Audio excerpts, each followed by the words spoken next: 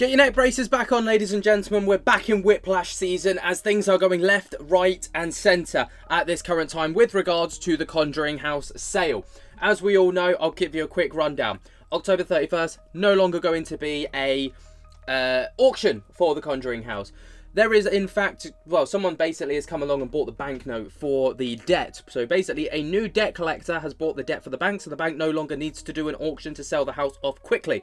And basically, Jacqueline Nunes is still currently the owner of the property, and she is going to be selling, well, potentially the property, as because there's going to be a new auction take place, a new foreclosure take place through this new bank company or this new debt company.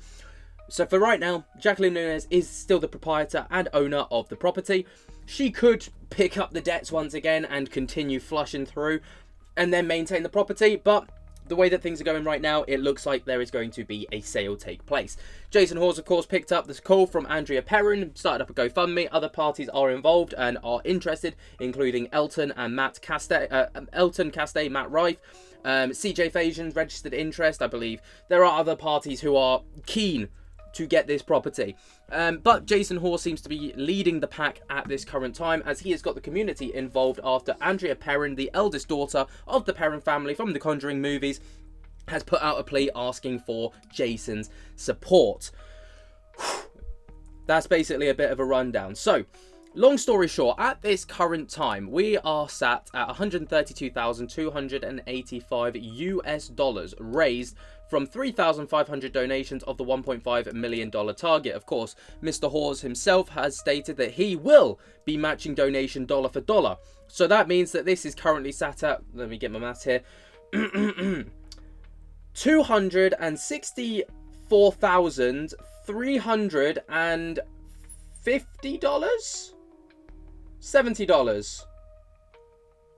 Someone math check me in the comments. I'm pretty sure my math is pretty spot on there, and that would make around 18% of the donation. But we've just had another spanner thrown in the works because we've got a brand new update from Mr. Hawes himself, who put over on his Facebook page about 3 hours ago, big news!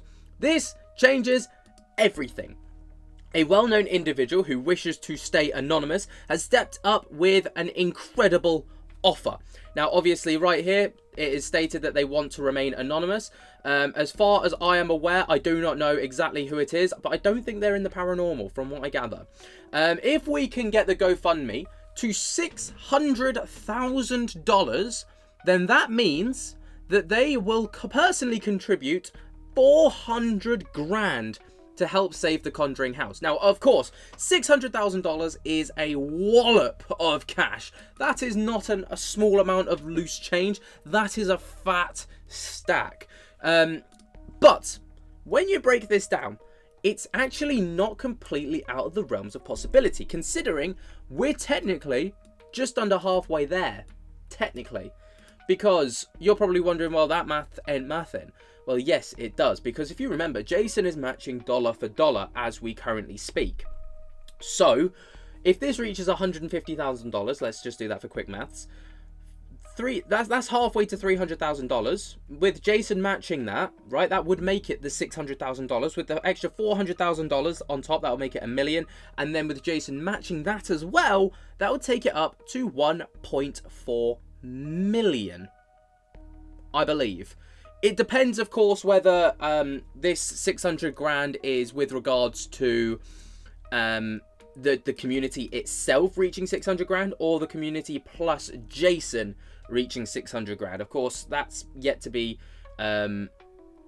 discovered. So, as promised, I'm matching donations as well. That means if we hit 600 grand, this community will have raised well above the $1.3 million, giving us our best chance yet to preserve this historic property for generations to come. We've already proven that we can do it together. Now is the time to finish it. Every dollar and every share matters right now. Let's make history together.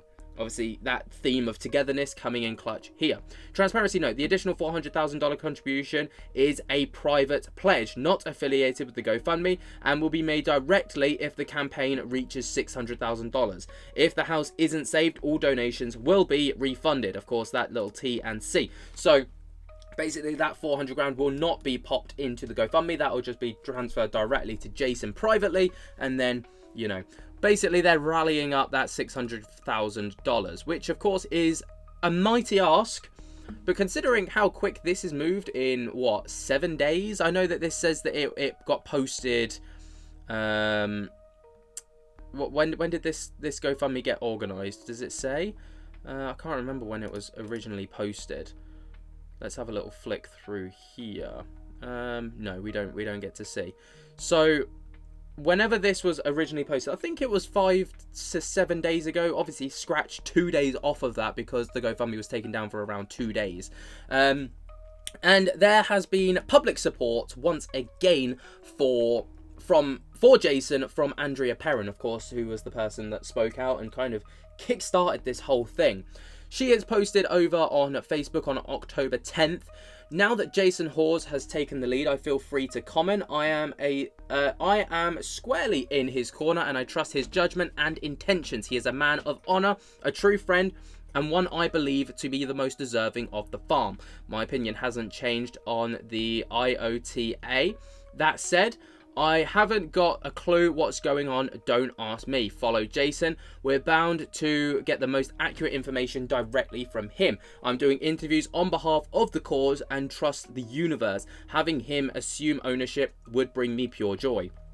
It's been a long week for me with everything farm related and medical issues arising at a pace I can hardly handle. I need your prayers and most heartfelt healing energy, whatever you can spare. I've been informed that this is a tenacious disease, has migrated to my brain and thyroid. So next week I begin rigorous radiation therapy that has been described by my oncologist as aggressive. I've got a lot of fight left in me, but it will take the spiritual help to get my tribe of empaths and healers.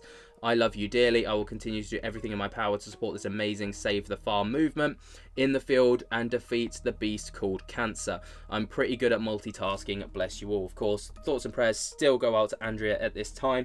That is not an easy thing to have to be overcoming, especially with everything else that is going on. But obviously, this is a monumental movement that is just taken another big jump. You know, I actually think for every time that there's a huge update on this, we should take shots. I think we'd be absolutely fucking obliterated.